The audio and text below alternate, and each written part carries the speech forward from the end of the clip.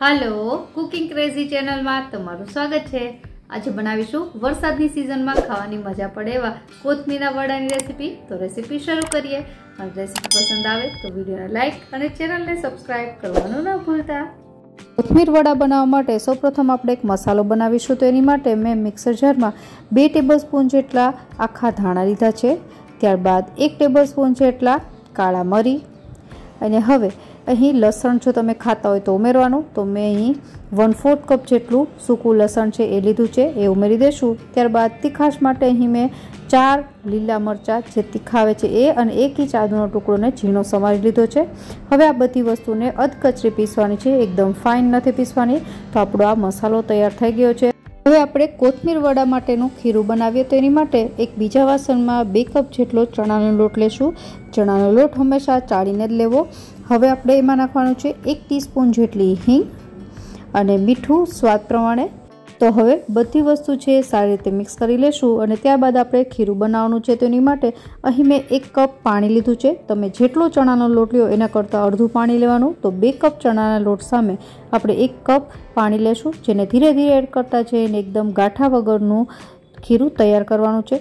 તમે જોઈ શકો છો હું ધીરે ધીરે પાણી એડ કરતી જાઉં છું। એકસાથે પાણી એડ ન કરવું, નહીતર ઘણી વખત ચણાનો લોટ છે એ પાણી ઓછું પીતો હોય તો તમારું ખીરું એકદમ પતલું થઈ જશે। તો આ રીતનું એકદમ ગાંઠા વગરનું ખીરું તૈયાર થઈ ગયું છે અને એની માટે 1 કપ પાણીની જરૂર પડી છે। હવે આપણે બીજી વસ્તુ ઉમેરીશું। તો જો અહીં લસણ અને ડુંગળી ખાતા હોય તો 2 મીડિયમ સાઇઝની ઝીણી સમારેલી ડુંગળી ઉમેરવાની। અને હવે જે મસાલો સૌથી પહેલાં આપણે તૈયાર કર્યો તો એ ઉમેરી દઈશું। અને ત્યારબાદ કોથમીર વડા છે એટલી માટે આપણે અહીં 1 કપ જેટલી ઝીણી સમારેલી કોથમીર ઉમેરીશું। તમે કોથમીર વધારે પણ ઉમેરી શકો।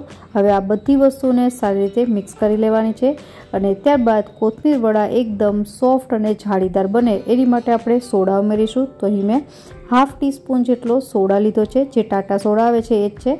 ત્યારબાદ 1/2 ટેબલસ્પૂન જેટલા લીંબુનો રસ જે સોડાને એક્ટિવેટ કરશે અને 1 ટેબલસ્પૂન જેટલું ગરમ તેલ જે તમારા વડા છે એને એકદમ જાળીદાર બનાવશે। હવે ગરમ તેલ છે એટલે હળવેથી આપણે બધી વસ્તુ મિક્સ કરી દેવાની છે અને 3 થી 4 મિનિટ આ બધી વસ્તુને ફેટવાની છે।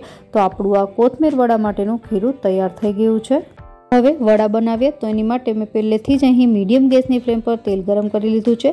હવે આપણે વડાનું થોડું ખીરું નાખીશું અને તરત જ ઉપર આવે છે, એનો મતલબ તેલ પરફેક્ટ ગરમ છે। અહીં તમારે ગેસની ફ્લેમ છે એ મીડિયમ રાખવાની છે જ્યારે વડા ઉમેરો ત્યારે। તો આવી રીતે 2 આંગળી અને અંગૂઠાની મદદથી જેવી રીતે ભજીયા બનાવીએ એવી જ રીતે આ વડા છે એને તેલમાં રાખી દેવાના છે। જેટલું તેલ લ્યો છો એમાં વડા સમાય એટલા વડા છે આમાં ઉમેરી દેવાના। તો અહીં મેં એક વખતમાં લગભગ 10 થી 15 જેટલા વડા છે રાખ્યા છે। હવે આપણે આ વડાને થોડીવાર સેટ થવા દેશું। અહીં ગેસની ફ્લેમ છે હાઈ ન કરવી અને લો પણ ન કરવી। લો ગેસની ફ્લેમ પર વડાની અંદર તેલ રહી જશે અને હાઈ ગેસની ફ્લેમ પર વડા છે બહારથી બ્રાઉન થઈ જશે અને અંદરથી કાચા રહેશે।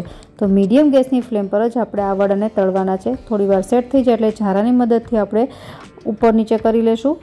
કોથમીર વડા બનાવતા મીડિયમ ગેસની ફ્લેમ પર 3 થી 4 મિનિટ જેવો સમય લાગે છે। તો તમે જોઈ શકો છો કલર ચેન્જ થવા લાગ્યો છે અને વડા છે એકદમ હળવા ફૂલ થઈ ગયા છે। તમે ઝારાની મદદથી આવી રીતે જુઓ તો એકદમ હળવા લાગશે। તો બસ આપણા કોથમીર વડા તૈયાર છે, જેને આપણે પ્લેટમાં કાઢી લેશું અને આ જ રીતથી બીજા બધા વડા છે બનાવી લેશું। ચોમાસાની સિઝનમાં કોથમીર વડાની સાથે સાથે દાબડાના ભજીયા, મેથીના ગોટા, બટેટા વડા, દાળવડા એ બધા ભજીયા પણ ખૂબ જ ટેસ્ટી લાગતા હોય છે, જેની રેસીપીની લિંક મેં ડિસ્ક્રિપ્શન બોક્સમાં આપી છે, તમે ચેક કરી શકો છો। તો આપણી પાસે અહીં પહેલી બેચ છે કોથમીર વડાની તૈયાર થઈ ગઈ છે, જેને આપણે ખજૂર આમલીની ચટણી સાથે સર્વ કરીશું।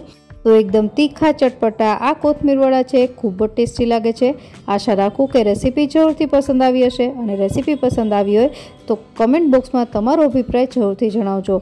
ફરી મળીએ નવી રેસીપી સાથે, ત્યાં સુધી બાય બાય।